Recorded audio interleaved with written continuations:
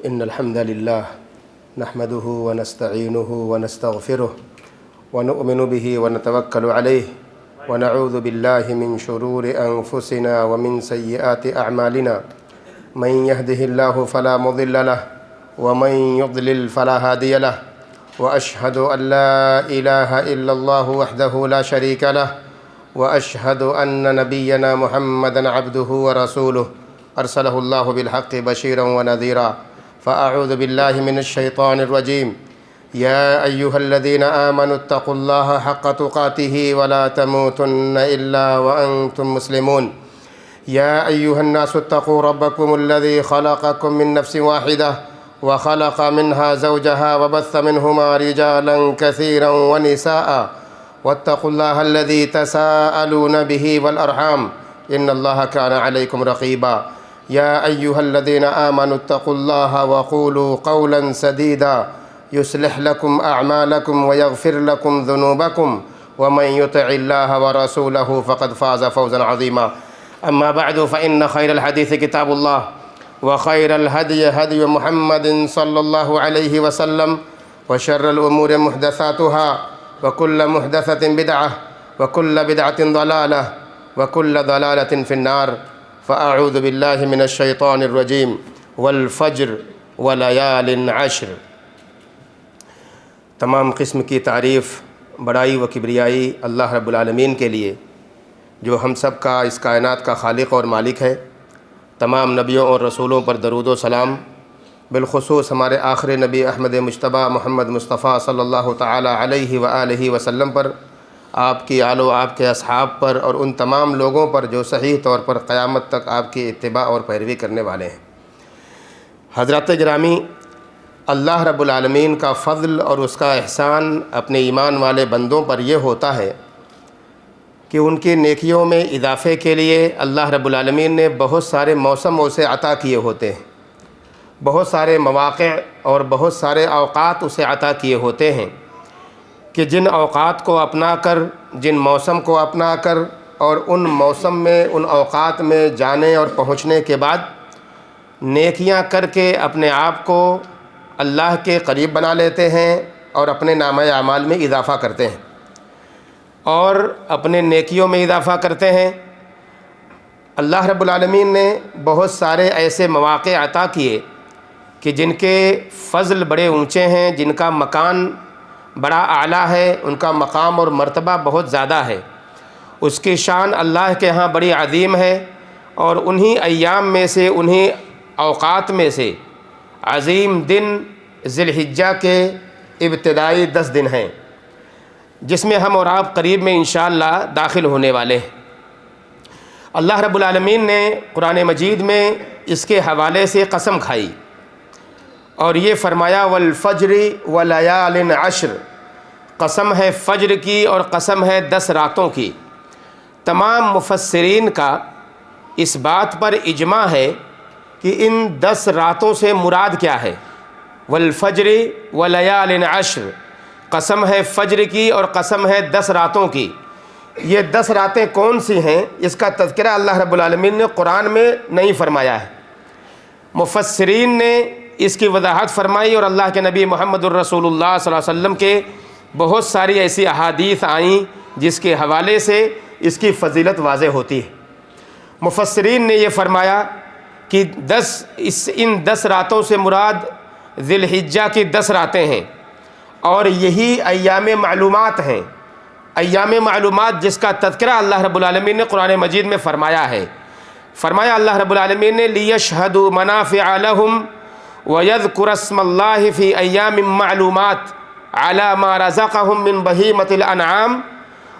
فَكُلُوا مِنْهَا وَأَطْعِمُوا الْبَائِسَ الْفَقِيرَ۔ اللہ رب العالمین نے 10 راتوں کے حوالے سے قسم کھائی اور ایام معلومات کے ذریعے ان 10 راتوں کی وضاحت کی، جس کے بارے میں مفسرین رحمہم اللہ نے اس کی وضاحت بیان فرمائی ہمارے اور آپ کے لیے۔ اللہ رب العالمین نے حاجیوں یا لوگ جو وہاں حج کے لیے جاتے ہیں، حجاج کرام، اور وہ تمام مسلمان جو اللہ رب العالمین کی راہ میں قربانی پیش کرتے ہیں، اپنے جانوروں کو قربان کرتے ہیں، تاکہ اللہ رب العالمین کے جو غریب اور فقیر اور مسکین لوگ ہیں ان کو ان کا حصہ یا ان کو کچھ ان کی خوشیوں میں اپنی خوشیوں میں شریک کرنے کے لیے گوشت کے کچھ ٹکڑے انہیں دے دیں۔ اللہ رب العالمین نے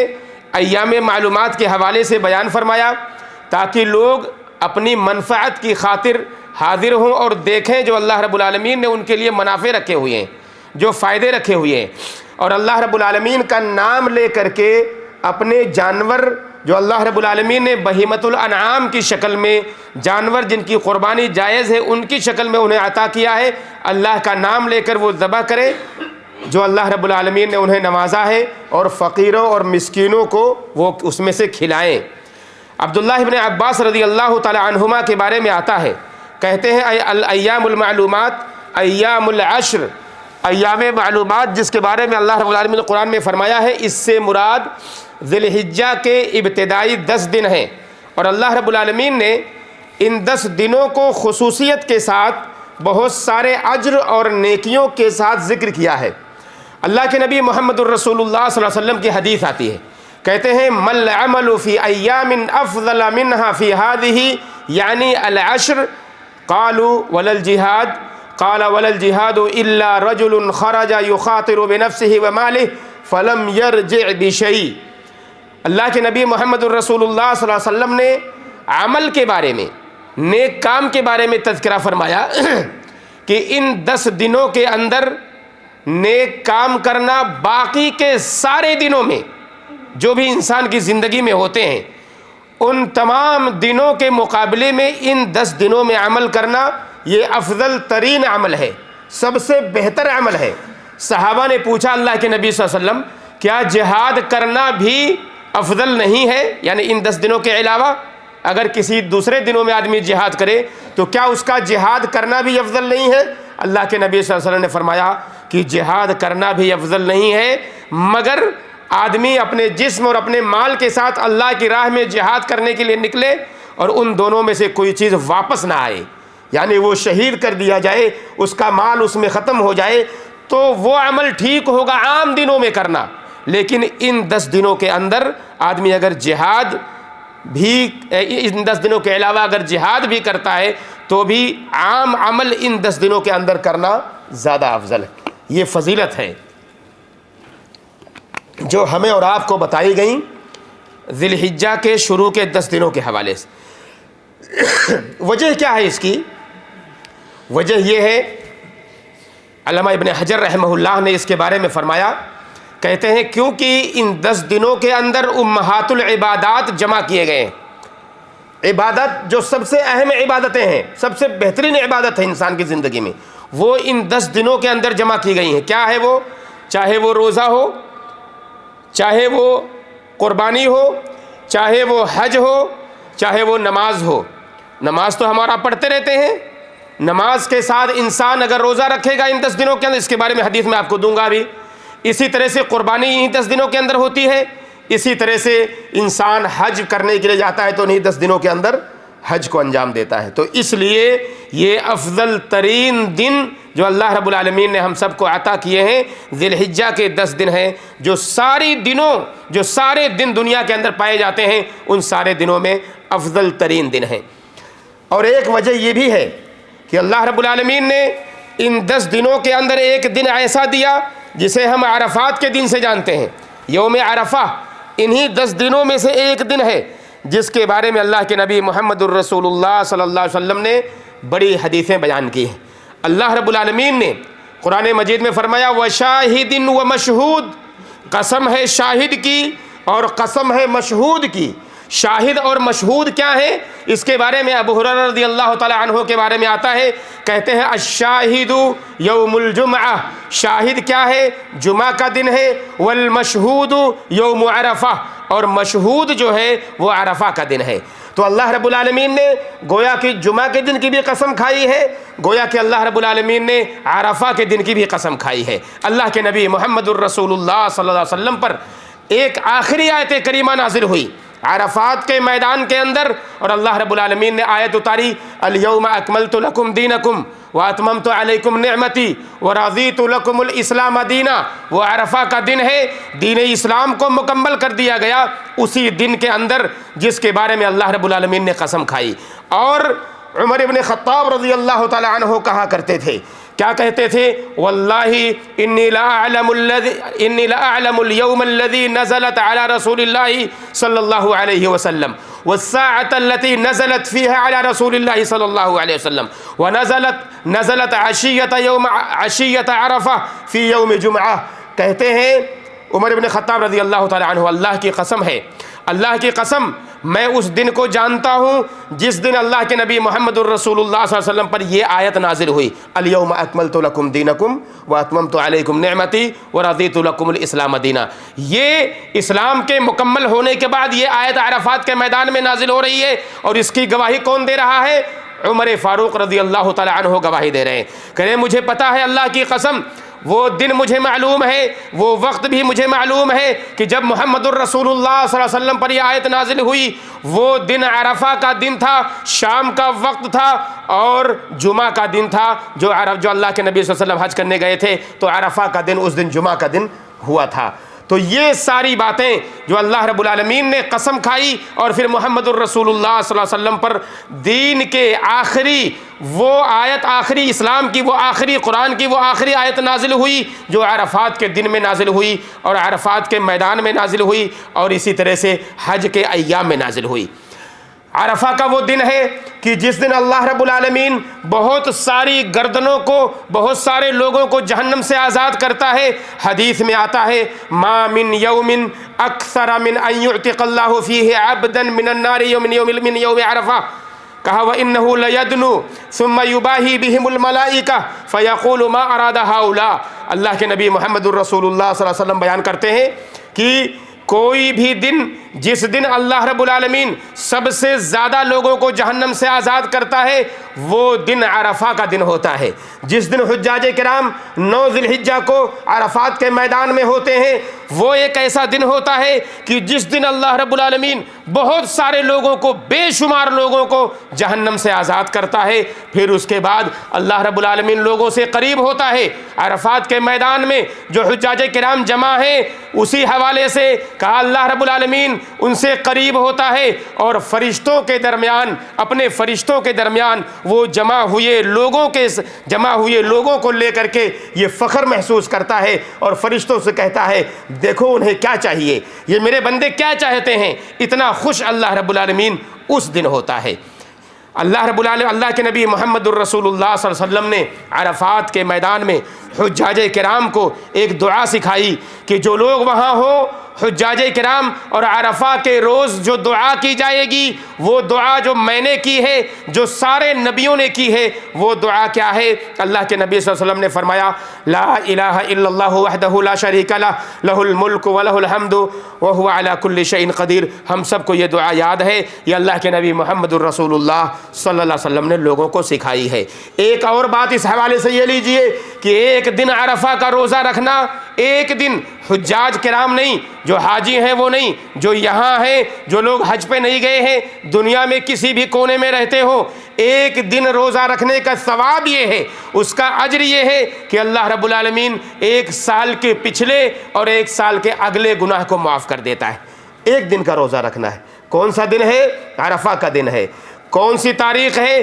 ذی الحجہ کی 9ویں تاریخ ہے۔ 9 ذی الحجہ کی تاریخ کو جو عرفہ کا روزہ ہے اس دن روزہ رکھنا ایک سال کے پچھلے اور ایک سال کے اگلے گناہ کو معاف کرتا ہے۔ صیام یوم عرفہ احتسب علی اللہ ان یکفر السنۃ التي قبلہ والسنۃ التي بعدہ۔ اللہ کے نبی صلی اللہ علیہ وسلم نے یہ حدیث بڑی وضاحت کے ساتھ بیان کی ہے کہ ایک دن عرفہ کا روزہ رکھنا، اللہ سے میں یہ امید کرتا ہوں کہ اللہ رب العالمین ایک سال کے پچھلے اور ایک سال کے اگلے گناہ کو معاف کر دیتا ہے۔ یہ 10 دن ہیں جن 10 دنوں میں ایک دن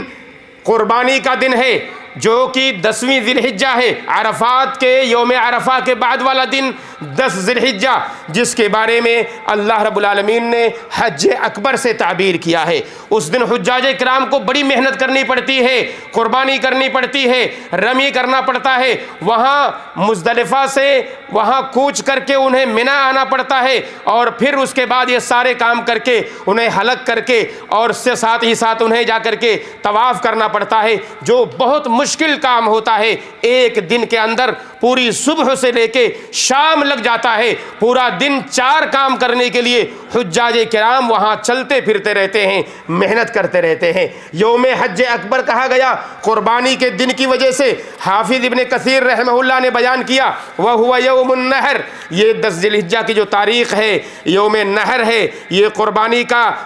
کا دن ہے، اور یہ سارے قربانی کے دنوں میں افضل ترین دن ہے، جس کے بارے میں اللہ کے نبی صلی اللہ علیہ وسلم فرماتے ہیں ان اعظم الایام عند اللہ تبارک و تعالی یوم النحر، کہ اللہ رب العالمین کی نظر میں اگر ایک دن کی فضیلت بیان کی جائے کہ 365 دن تقریباً ایک سال کے ہوتے ہیں، ان 365 دنوں کے اندر ایک وہ دن جو سب سے افضل ترین دن اس روئے زمین پر ہے، تو اللہ کے نبی صلی اللہ علیہ وسلم کہتے ہیں وہ قربانی کا دن ہے۔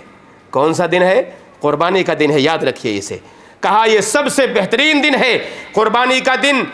اور میں نے کہا کہ سارے حجاج کرام یہ دن بڑی محنت کرتے ہیں، بڑے مشقت کرتے ہیں، اللہ رب العالمین سے بہت خیر مانگتے ہیں۔ مسلمانوں، ہمیں چاہیے کہ اللہ رب العالمین سے توبہ کریں، اللہ رب العالمین سے استغفار کریں، اور آنے والا جو 1 یا 2 دن کے بعد یہ ہمیں شروع ہو جائے گا، ہو سکتا ہے کل شام سے شروع ہو جائے، ورنہ پرسوں شام سے یعنی یوم الاحد سنڈے کی شام سے یہ 10 دن کی شروعات ہو جائے گی۔ ان وقت میں نیک کام کرنا ہمارے لیے مشروع ہے، جیسے کہ اللہ کے نبی محمد الرسول اللہ صلی اللہ علیہ وسلم کے بارے میں آتا ہے، جو ازواج مطہرات بیان کرتی ہیں کانا رسول اللہ صلی اللہ علیہ وسلم یصوم 9 ذی الحجہ ویوم عاشوراء و3 ایام من کل شہر، اللہ کے نبی صلی اللہ علیہ وسلم 9 ذی الحجہ کا روزہ رکھتے تھے۔ اس کے بارے میں علماء نے فرمایا کہ 9 ذی الحجہ صرف عرفہ کا دن مراد نہیں ہے، جو شروع سے لے کے 1 تاریخ سے لے کے 9 ذی الحجہ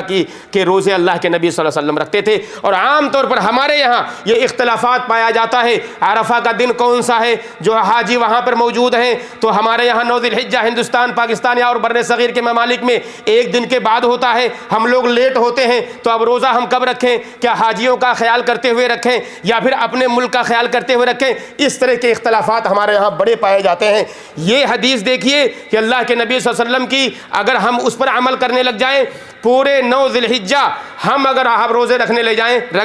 لگ جائیں تو یہ ٹینشن بھی ختم ہو جائے گا، یہ مسئلہ بھی ختم ہو جائے گا، اور انشاءاللہ العزیز جو اجر اللہ رب العالمین نے رکھا ہوا ہے عرفہ کے روزے کا، ہم سب کو وہ اجر مل جائے گا جو کہ اللہ کے نبی صلی اللہ علیہ وسلم یہ روزہ رکھتے تھے، عاشورہ کا بھی روزہ رکھتے تھے، اور ہر مہینے عربی کے حساب سے 3 روزے ایام بیض کے اللہ کے نبی صلی اللہ علیہ وسلم رکھتے تھے۔ اسی طرح سے اللہ کے نبی صلی اللہ علیہ وسلم فرماتے ہیں ما من ایام اعظم عند اللہ ولا احب الیہ العمل فیہن من هذه الایام العشر، کہ ان 10 دنوں سے زیادہ کسی اور دن میں افضل عمل کرنا اللہ کے نبی صلی اللہ علیہ وسلم کو، اللہ رب العالمین کو پسند نہیں ہے۔ ان 10 دنوں میں جو پسند ہے کہ ہم اور آپ نیک کام کریں، فاکثروا فیہن من التہلیل والتکبیر والتحمید۔ انسان یہ سوچتا ہے ہم کیا کریں ان 10 دنوں میں؟ ابھی میں نے کہا آپ روزے رکھیے، آپ نمازیں پڑھیے، آپ اسی عاشورہ کا روزہ رکھیے، اور جو باقی دوسرے روزے اللہ کے رسول رکھتے تھے وہ رکھیے، لیکن ان 10 دنوں کے اندر 9 تاریخ تک روزہ رکھیے۔ 10 ذی الحجہ کا روزہ جائز نہیں ہے، اس لیے کہ وہ قربانی کا دن ہے، اور قربانی کے دن روزہ رکھنا حرام ہے ہمارے اور آپ کے لیے۔ یہ قربانی کے دن کا روزہ نہیں ہو سکتا، اس لیے 9 ذی الحجہ تک آپ بالکل روزے رکھیے۔ اچھی طرح سے آپ تکبیر کیجئے، تحمید کیجئے، اللہ رب العالمین کی بڑائی بیان کیجئے۔ اور صحابہ کرام کے بارے میں آتا ہے عبداللہ ابن عمر، اور اسی طرح سے ابو ہریرہ رضی اللہ تعالیٰ عنہ کے بارے میں آتا ہے کہ وہ بازاروں میں جا کر کے تکبیر اور تحلیل کیا کرتے تھے۔ ذی الحجہ کا چاند جیسے نظر آتا وہ عام طور پر بازاروں میں نکلتے تھے اور جا کر کے تکبیر بیان کیا کرتے تھے۔ یہ تکبیر مطلق ہے، عام تکبیر ہے، اور تکبیر مقید وہ ہے کہ عرفہ کی صبح سے، فجر سے وہ تکبیر شروع ہوتی ہے، اور ایام تشریق جب ختم ہوتے ہیں، قربانی کا 3 4 دن جب ختم ہوتا ہے، اس وقت تک تک وہ تکبیر جاری رہتی ہے، تو ہمیں چاہیے کہ ہم بھی اس کا اہتمام کریں۔ آخری چند بات یہ ہے کہ اگر کسی نے قربانی کا ارادہ کیا، ہم سارے لوگ انشاءاللہ قربانی کا ارادہ رکھتے ہیں۔ اللہ کے نبی محمد الرسول اللہ صلی اللہ علیہ وسلم کے بارے میں آتا ہے، ذبح النبی صلی اللہ علیہ وسلم بکبشین املحین اقرنین ذبحہما بیدہ وسمى وکبر ووضع رجلہ علی صفاحہما۔ اللہ کے نبی صلی اللہ علیہ وسلم نے اپنے ہاتھوں سے قربانی کی ہے، چتکبرے بکرے کی قربانی کی ہے، جو سینگ والے تھے اس کی قربانی کی ہے۔ اللہ کے نبی صلی اللہ علیہ وسلم نے اسے زمین پر لٹایا، اس کے اوپر اپنا پیر رکھا اور اپنے ہاتھوں سے اس کو قربان کیا اللہ کی راہ میں۔ مسلمانوں، یہ قربانی ایک عبادت ہے جسے انجام دینا ہم سب کے لیے بڑے فضل کی بات ہے، بڑے شرف کی بات ہے۔ اللہ رب العالمین نے اگر کسی کو موقع دیا تو اس سے بچنے کی کوشش نہ کرے، اس سے دور جانے کی کوشش نہ کرے۔ سال میں ایک بار یہ موقع آتا ہے، آپ قربانی کیجئے، اس کا گوشت کھائیے، رشتہ داروں کو کھلائیے، غریبوں اور مسکینوں کا خیال کیجئے، لیکن ساتھ ہی ساتھ اگر قربانی کا ارادہ آپ نے کر لیا ہے تو اللہ کے نبی صلی اللہ علیہ وسلم کا ایک پیغام ہے۔ پیغام یہ ہے، اذا رأیتم ہلال ذی الحجہ واراد احدکم ان یضحی فلیمسک عن شعرہ واظفارہ، کہ تم میں سے اگر کوئی شخص قربانی کا ارادہ رکھتا ہے تو اسے چاہیے کہ ذی الحجہ کا چاند جیسے ہی اسے دکھ جائے تو اپنے بالوں کو اور اپنے ناخن کو چھوڑ دے، اسے کاٹے نہیں۔ بلکہ بعض روایتوں میں آتا ہے جس میں بڑی شدت برتی گئی ہے، اور اس میں بھی فلیمسک یہ امر کا صیغہ ہے، کہا اسے چاہیے کہ وہ رک جائے، وہ بالکل نہ کاٹے اپنے بالوں کو، اپنے ناخن کو۔ لیکن یہ حکم کس کے لیے ہے؟ جو قربانی کا ارادہ کرتا ہو، جو قربانی کا ارادہ رکھتا ہو۔ جس کو قربانی کا ارادہ نہیں ہے اس کے لیے یہ حکم نہیں ہے، اور صحیح قول یہی ہے کہ اس کے لیے یہ حکم نہیں ہے۔ وہ اپنے بال کو بھی کاٹ لے تو گنہگار نہیں ہوگا، اپنے ناخن کو بھی کاٹ لے تو گنہگار نہیں ہوگا انشاءاللہ۔ لیکن جو ارادہ رکھتا ہے قربانی کا، اسے چاہیے کہ وہ چھوڑ دے۔ اور پرانے زمانے کے بعد مجھے یاد پڑتا ہے بچپن میں کہ ہمارے گھر کے بچوں تک کو یہ پیغام دیتی تھی ہماری مائیں اور ہمارے گھر کے لوگ کہ کسی کو بھی ناخن یا بال کاٹنے نہیں ہیں، کوئی نہیں کاٹے گا۔ اور یہ اللہ رب العالمین کے اس شعیرے کی، اس پہچان کا احترام کرنے کے لیے لوگ یہ کیا کرتے تھے۔ اس کا مطلب یہ نہیں تھا کہ بچوں کے اوپر واجب تھا، لیکن ہماری مائیں اور ہمارے گھر کے بڑے اس کا اہتمام کرتے تھے کہ کوئی بھی نہیں کاٹے، تاکہ اللہ کے اس پہچان کا اہتمام ہو سکے، اللہ کے اس شعیرے کا پہچان ہو سکے۔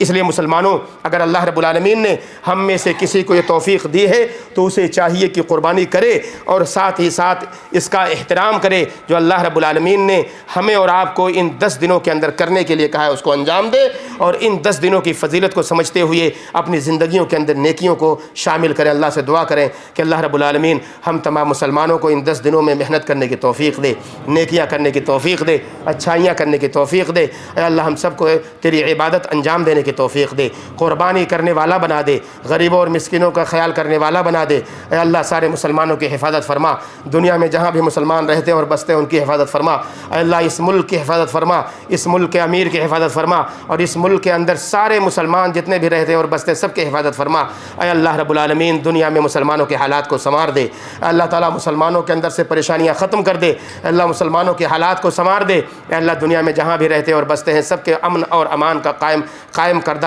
انسان بنا دے، سب کو امن پر چلنے والا بنا دے، امن کی حفاظت کرنے والا بنا دے۔ اے اللہ رب العالمین ہماری زندگیوں کے اندر خوشیاں واپس کر۔ اے اللہ رب العالمین ہماری زندگیوں کے اندر خوشیاں واپس کر دے۔ اے اللہ سارے مسلمانوں کو اچھائیوں کی طرف چلنے والا بنا دے، اچھائیوں پر عمل کرنے والا بنا دے۔ جب تک ہمیں زندہ رکھ، اسلام پر ہمارا خاتمہ ہو تو ایمان پر ہو۔ آمین رب العالمین، وصلی اللہ وسلم علی نبینا محمد وعلی آلہ وصحبہ اجمعین۔